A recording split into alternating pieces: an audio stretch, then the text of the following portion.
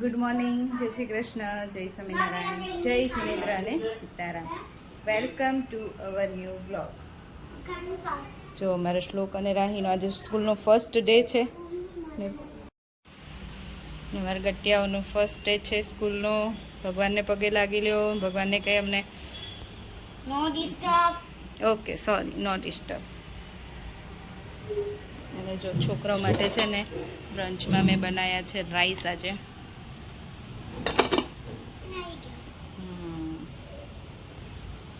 ભગવાનને પગે લાગવાનું ડિસ્ટર્બ ના કરે એમ કહે છે મને રાહે.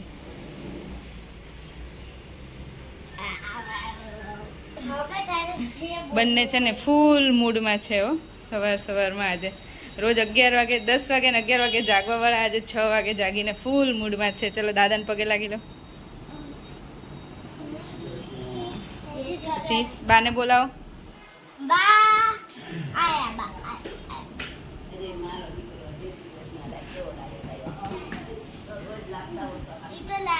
જય શ્રી કૃષ્ણ બેટા. હા જો રાહીની ફ્રેન્ડ આવી ગઈ એને બોલાવવા માટે. હો વિયાના, ચલો. ઓકે.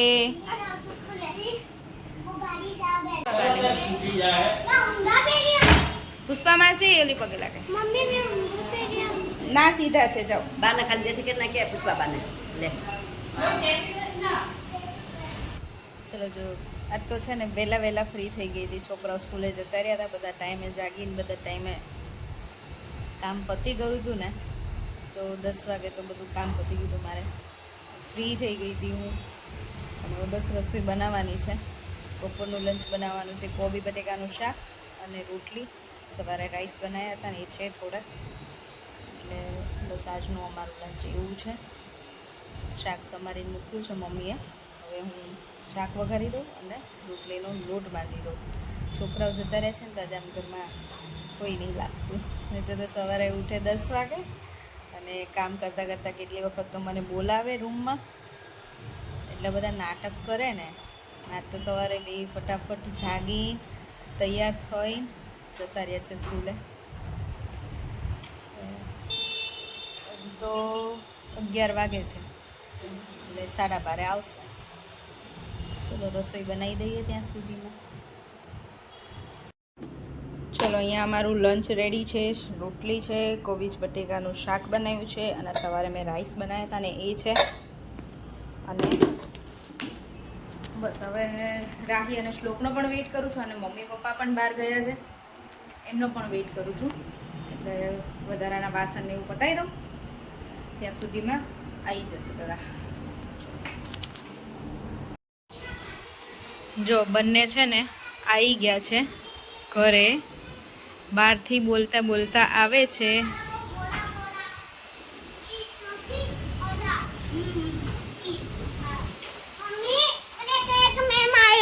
સરસ. રાહી, ઇંગ્લિશ ગ્રામર અને ઇંગ્લિશ ટેક્સ્ટ લે. રાહી. હા આ તાડી ઓ માલા દીકરા. કેવો રહ્યો ફર્સ્ટ ડે? સાલો મને ભણાઈ. તમને કેવો રહ્યો? બસ આવામાં ભણાવી જ નહીં વજી. હે તમને રાહી? શ્લોક અમને ના ભણાય. આજે ફર્સ્ટ ડે હતો ને એટલે મેડમ.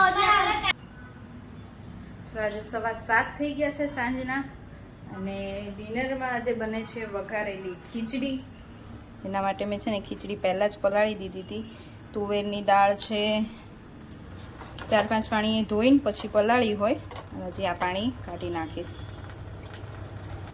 તુવેરની દાળ, મગની દાળ, મસૂરની દાળ અને ચોખા બધું વેજીટેબલ એડ કરવાનું છે. આમાં છે ગાજર, ડુંગળી, બટેકા અને વટાણા અને કેપ્સિકમ. તેલ મૂકી દીધું છે ખીચડી બનાવવા માટે. અને છોકરાઓને બંનેને આજે ફ્રેન્ડને ત્યાં જમવા જવાનું છે. અને હું, કેયુર અને પપ્પા આમાં 3ને જ અત્યારે જમવાનું છે. એટલે મેં કીધું કે ચલો ખીચડી બનાવી દઈએ વઘારેલી. મસ્ત ખીચડી વઘારી છે. જેટલી દાળ ને ચોખા છે ને એટલું વેજીટેબલ લઈ લીધું છે. અને હવે આમાં પાણી નાખવાનું છે.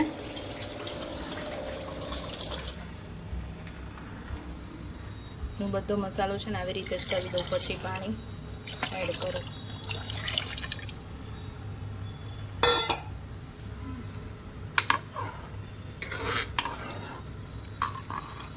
હું આમાં બહુ ગરમ મસાલા અત્યારે કશું જ નથી યુઝ કરતી, કેમ કે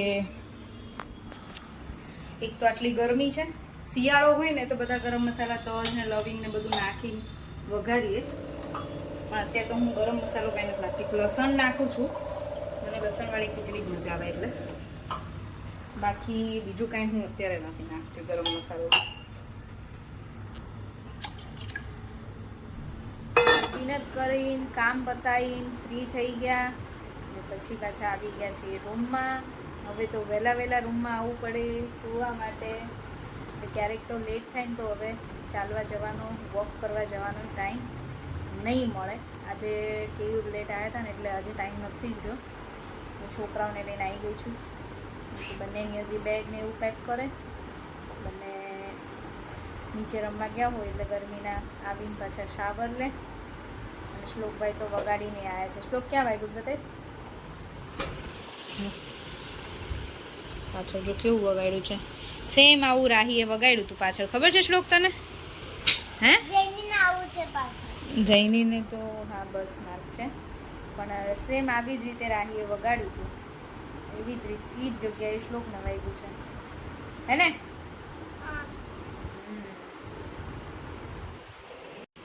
તો રાહી અને શ્લોક છે ને આજે એની ફ્રેન્ડના ઘરે ડિનર માટે ગયા હતા.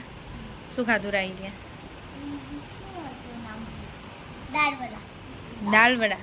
મજા આવી? હા. અને દહીં વડા હતા. મેં ખાધા. દહીં વડા હતા? અને એનો ખાધા અને રાહી. એવું હતું? મેં તો ખાધા. મેં ખાધા દાળ વડા. ના દહીં વડા. પછી પાછું દહીં વડા. બીજી એક ફ્રેન્ડના ઘરેથી શું આવ્યું હતું અત્યારે? પાસ્તા. અત્યારે સુવા ટાઈમે પાસ્તા આવ્યા હતા. એ બંને પાછા પાસ્તા ખાધા નહીં થોડા. ચલો હવે સૂઈ જવું છે ને, કાલે વહેલા સ્કૂલે જવાનું. ફરીથી અલાર્મ મૂકવાનું 6. આજે ઉઠાડવાની. આજ તું જાતે જ જાગી ગઈ હતી ને? હા. રાહી આજે જાતે જાગી ગઈ હતી અને શ્લોક તો અલાર્મની પહેલાં જાગી ગયો હતો. રાહી એના ટાઈમનો અલાર્મ વાગ્યો ને ત્યારે રાહી જાતે જાગી ગઈ હતી. સારું કહેવાય ભાઈ, બંનેને એવી ટેવ પાડવાની છે કે જાતે અવાજ સાંભળીને જાગી જાય. જો અમે છે ને રાહીએ તમને કોમેન્ટ કરીને પૂછ્યું હતું ને કે ચોકલેટ ખવાય કે નહીં, તો રાહી એમાં કોમેન્ટ આવી હતી હો કે chocolate is not good for your teeth. તો તમને ના ખબર હોય તો કહ્યું, અમારે રાહીને તો છે ને ઓલરેડી 2 દાઢના કવર લગાવેલા છે. 3 ના 2 દાઢમાં કવર છે અને એકમાં સિમેન્ટ પૂરી છે. ના એકમાં સિમેન્ટ અને 3માં કવર. એક અહીંયા એક અહીંયા અહીંયા નીચે બી હતો. 3 કવર રાહીને દાઢમાં રાહીને 3 દાઢને કવર કરેલા છે અને એક સિમેન્ટ અને એક એટલે રાહીની ટોટલ 4 દાઢ સડી ગઈ હતી. કેમ કે નાની હતી ને ત્યારથી બધાએ બહુ જ એને ચોકલેટ ખવડાવી છે. કાનાભાઈ હતા અહીંયા, પછી મારી ભાભી પાસે જઈને તો એ ખવડાવે, ત્યાં મારી ભાભી અને મારી બેન ખવડાવે. અહીંયા એને ફિયા મોકલે, પછી દાદા અમે હું ને કેવું તો નહીં લઈ આપણે, પણ આ બધા જેટલી બધી ખવડાવે ને તો શું કરીએ. જ્યારે દાઢની ટ્રીટમેન્ટ કરી હતી ને ત્યારે સિરિયસલી મને બહુ જ આમ એટલો બધો ગુસ્સો આવી ગયો હતો. મને એમ કીધું કે આ ચોકલેટો લાવે છે ને એ જ બધાને હવે અહીંયા લઈને આવવા જોઈએ કે જુઓ આ છોકરીની હાલત. એવું થઈ ગયું હતું. પણ ટાઈમ ગયો ને તો પાછું હવે અત્યારે જો એને ફિયા ને કાના અંકલને બધા મોકલે છે ને તો એટલી બધી હવે હું નથી ખાવા દેતી. કોમેન્ટ હતી એને ફિયાએ મોકલ્યો તો એ મસ્ત લાગતો હતો અને હકીકતમાં સરસ લાગે છે એને કપડાં. એ અત્યારે જ થાય એવા છે એટલે પહેરશે એ ખરા. પછી મમ્મી માટે પણ તમે કોમેન્ટ કરો છો, એના માટે જ કોમેન્ટ હતી રાખી કે રાહીનો ડ્રેસ મસ્ત લાગે છે. અને મમ્મી માટે તમે બધા કોમેન્ટ કરી હતી. મમ્મી અથાણું સરસ બનાવ્યું છે. Thank you so much. તમે બધા રોજ કોમેન્ટ કરો છો એના માટે અને ટાઈમ નીકાળીને અમારો વિડીયો જુઓ છો એના માટે થેન્ક યુ. ચલો તો હવે સૂઈ જઈએ. કેવું તો ગયા છે વોક કરવા અને હવે અમે લોકો સૂઈ જઈશું. આજનો વિડીયો અહીંયા જ પૂરો કરીશું. ફરીથી મળીશું કાલ નવા વિડીયો સાથે. ત્યાં સુધી બાય બાય, ગુડ નાઇટ, જય શ્રી કૃષ્ણ. અને જો વિડીયો ગમ્યો હોય તો like share and subscribe. By.